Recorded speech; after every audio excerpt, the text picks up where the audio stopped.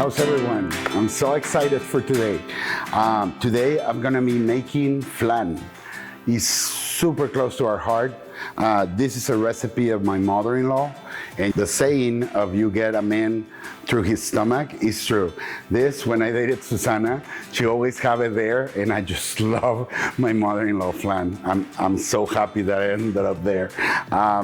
So let's get to it. It's super good, super easy. Remember, every time that you're gonna do a recipe that is gonna involve your oven, remember that you gotta preheat your oven at the temperature that you need it when you're ready. So you don't start prep and then if the oven is cold, everything is gonna turn bad. So preheat your oven at 325, and then we're gonna start with the caramel. So we're gonna start with half a cup of sugar and just a tiny speck of water.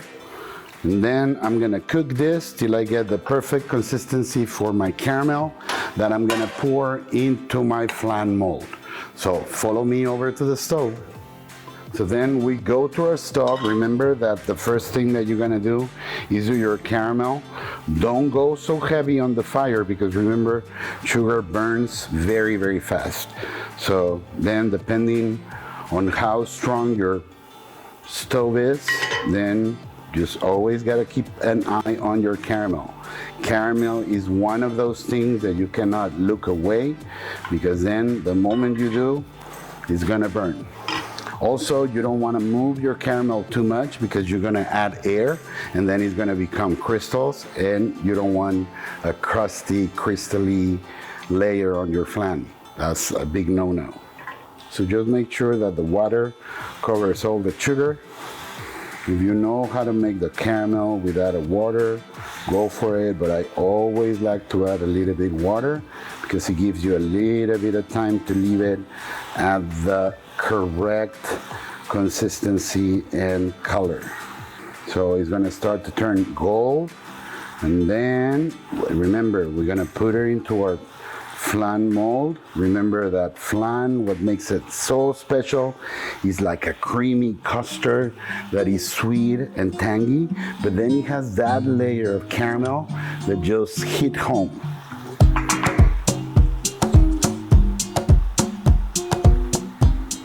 Remember that your caramel, you gotta cook it at medium high. You don't wanna go all the way up because then it burns so easily, okay? So then you always gotta keep an eye on it and go medium high so you don't have to wait a lot, but then always be aware. And while I'm cooking, always when I do caramel, you're gonna start smelling the burnt sugar that is just gonna open your senses, in which that the flan will be something that you do more often. Don't be afraid of it, okay? It's a very easy recipe, and see how it's starting to go gold.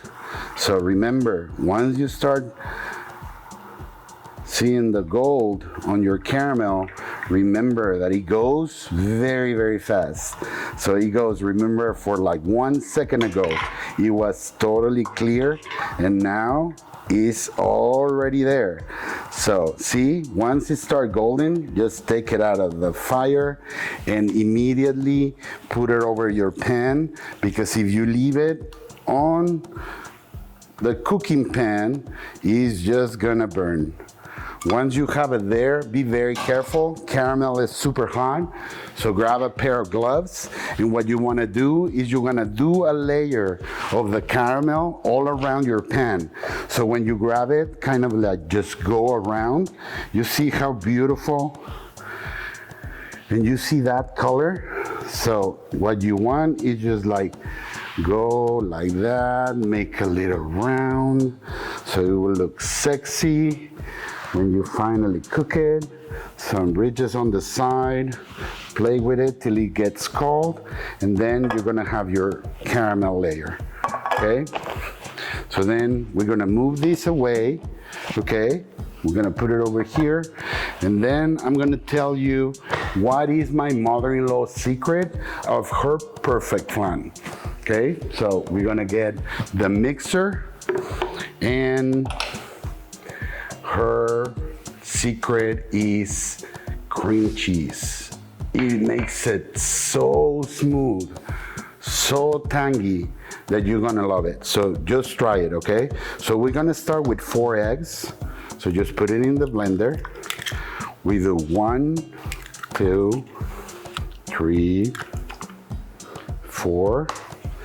And if the cream cheese and the eggs are at room temperature, there is a lot better, okay? So then get your cream cheese in there. And then we're gonna do 1 can of evaporated milk and 1 can of condensed milk. So just bear with me while I open this up.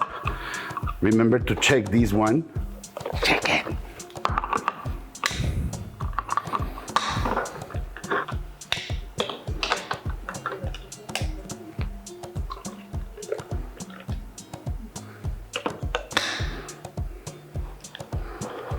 And I just love la lechera. La lechera brings back so many memories. Remember back in Mexico, they used to sell these little mini lecheras that you can take to school. And man, when you get that recess, oh my God, I couldn't wait to get to recess and eat my lechera.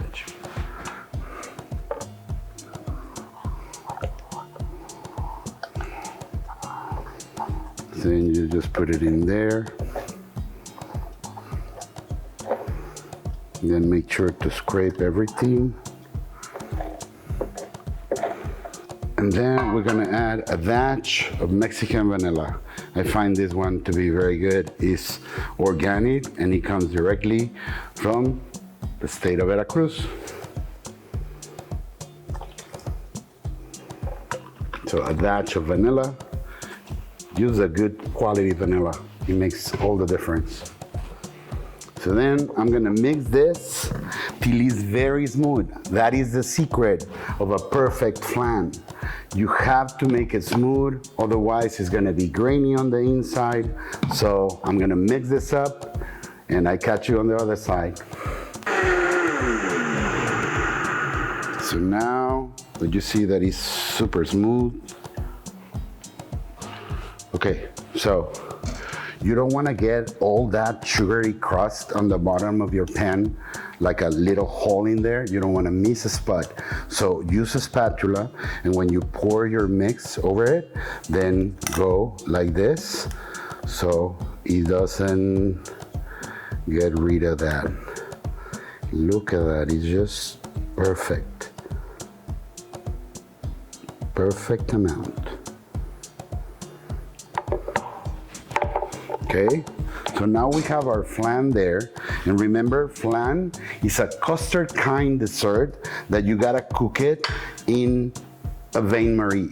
So I'm gonna use, this is a 6-inch pan, and I'm gonna use a 10-inch baking pan that I have with water, and that is where we're gonna make our Bain Marie effect. So just grab it very carefully. You have to have hands of steel.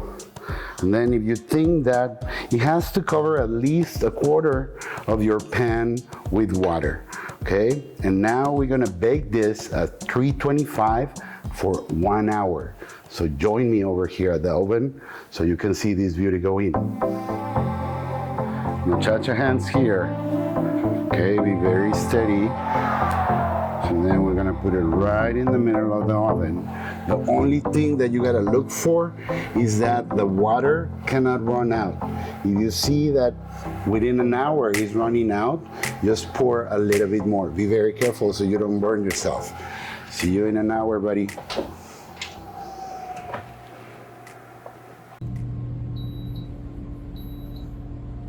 It's ready. So good. And even though it's jiggly, it's just a matter of cooling it down. Let me cool down.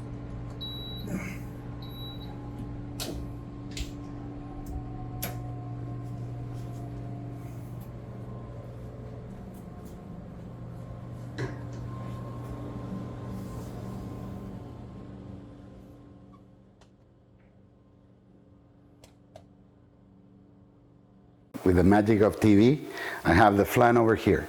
It's very important to look for it and make sure that it doesn't run out of water. Once it's done and you see like a golden crust, Take it out very carefully, don't get burned with the water, and then let it cool completely. And it's a lot better if you let it cool outside for a bit, and then just grab the flan and put it in the refrigerator. I'm just so ready to try it that I have this one ready. So what you want to do is try to just scrape the size of it, just to make sure that it's gonna release. Don't go all the way down, just make sure that it's not attached on top of it, because remember the other sides are all covered in that delicious caramel. And then you're gonna do the flip of trust, okay? So you just put it on top and trust yourself, grab it from the bottom, try to put it on the middle so it will look pretty, and then 1, 2, 3, bam. Turn it around, give it a little time, and perhaps a little tap. Come on. Oh, you can feel it. Oh, wow. Look at that. Look at that. I'm so ready to dig into this flan. Cannot believe it. So I'm gonna grab a plate and I'm gonna get me a slice of it. It looks so good and so creamy. Cutting a flan is one of the most satisfying things ever. So do a little triangle. Don't get too greedy. You have to leave the rest for the family, and look how jiggly and delicious it looks. I'm just gonna turn it around so you can see the insides of this amazing flan.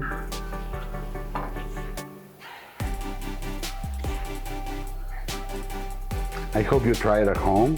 Remember, if you have any questions, let us know, and stay tuned for more sweet and savory things. Hope you try it.